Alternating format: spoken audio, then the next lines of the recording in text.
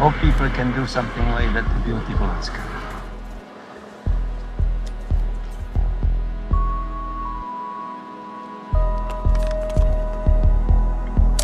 So, of course, I didn't like the war. But in the same time, it is pretty spectacular, this war.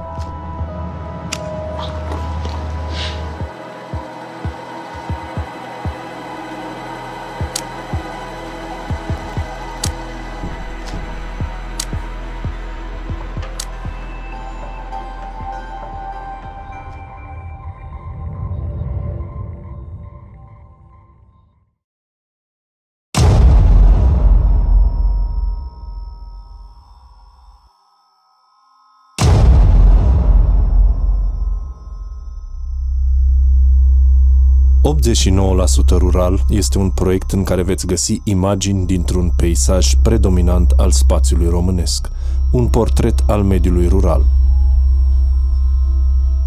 Folosind aptitudinea aparte a aparatului foto de a înregistra rănile timpului, imaginea alb-negru ascunde culorile triste ale unei existențe mizere. Acest mijloc de expresie ne ajută să privim realitatea în față, redată într-o formă mai abstractă. Aparatul foto transformă pe oricine într-un vizitator în viața celorlalți, un voyeur rătăcitor care descoperă realitatea neoficială din spatele orașelor mari. Atmosfera specifică în care au fost surprinse scoate în evidență discrepanțele sociale actuale.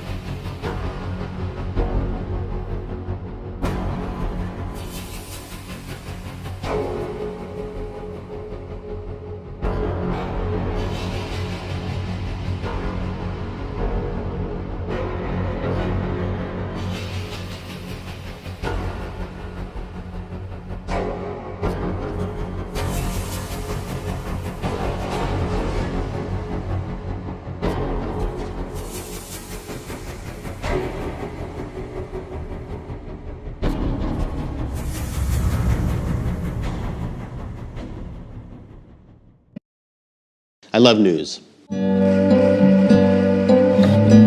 I've always been into news, even as a small child. So I worked for many years, first as a reporter, as a writer for newspapers and magazines in the Associated Press, and I started having more of an interest in photography.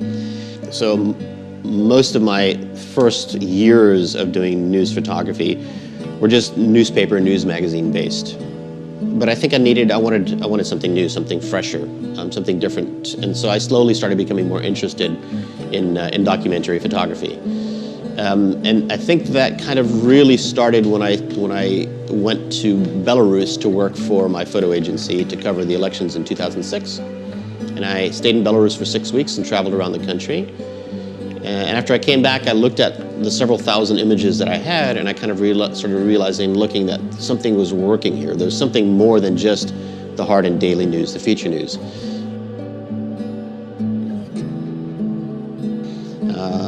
And I started looking at images differently. For me, my main work is still people. It's still kind of more news-based. It's still more kind of factual documentary-based, but I also started kind of moving more towards with the other formats as I started shooting medium format film and as I started shooting on digital cameras, to maybe think of different types of subjects and stories. Stories where there weren't people involved, there weren't people in the images, but there were stories about how people affect the landscape. For example, a story that I did in Sweden that's also still ongoing. Well, the project, as you can see behind me here on the walls, is called DPRK, and that's the acronym for Democratic People's Republic of Korea, which means North Korea. So I was there in 2014 with students and several other teachers from a university in Hong Kong. We typically have these study trips where we take students in various countries around the world to let them explore how it is to report there, how it is to work there, and just to, I guess, to be there as a tourist as well.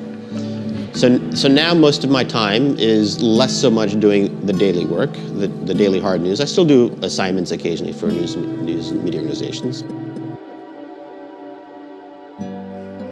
So I took 70 students and 7 teachers for 4 days.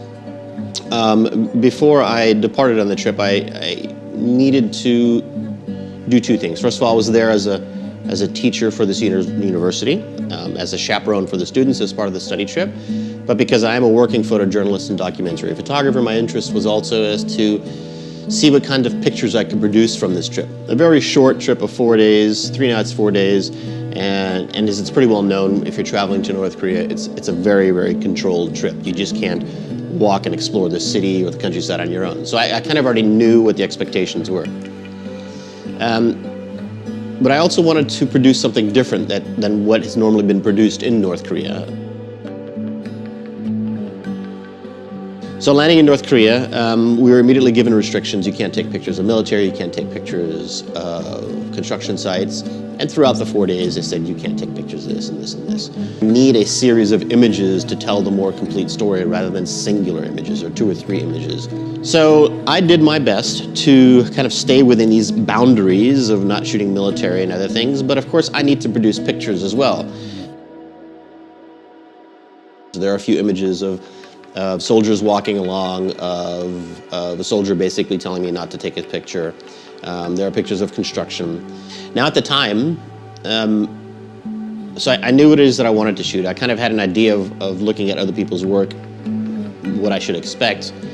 But I think what eventually I didn't know what to expect was what this project has become, this exhibition. I'm looking at themes where how things change over time, and it's very much based on passages from Lewis Carroll's book, Alice's Adventures in Wonderland. And Alice's Adventures in Wonderland, as we know, she chases the white rabbit down the hole and she slides for kilometers and kilometers and kilometers into this space of this new world where everything she knew is unknown. We don't know about time, she doesn't know about reality. There are all these new things that she's bombarded with, these new sensations, these new experiences. And that's how I felt in North Korea. I mean, I've traveled to many, many places around the world, many difficult countries, many closed countries, not as closed as North Korea. But I found that of all the places that I've been, North Korea was the one place where I knew the least of what was real. For me, it was my wonderland. You know, I was Alice in a way, in that I didn't know in every situation whether what I was experiencing was a truth or an actuality. And I look at it now that this entire experience was a packaged reality, right? It was something that I was only being led to certain places along with the students to look at their reality that they were presenting to me. There was very, very few opportunities for me to interact with North Koreans. And if you're doing documentary work, you want to interact with people.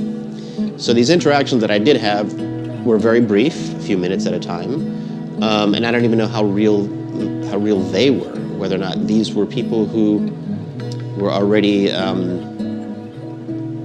guess, pre-screened so that they can interact with us, or whether or not they were just random people who I kind of met on an escalator or met in a subway or met here and there. I don't know.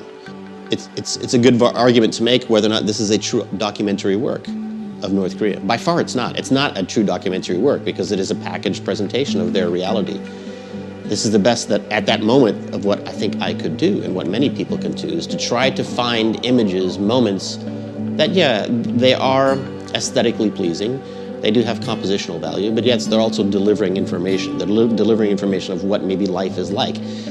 The reality or the truth that they're presenting to me. And I don't know how close that is to the real reality. I mean, I guess we can always guess what is the real truth or what is the real reality. And this is my wonderland of North Korea.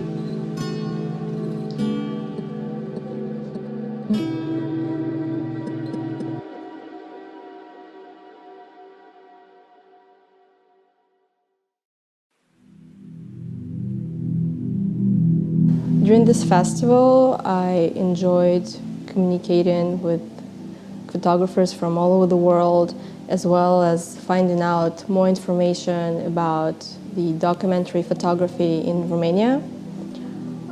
We got to see lots of interesting projects as well as hear different stories and different perspectives from photographers who work with documentary photography.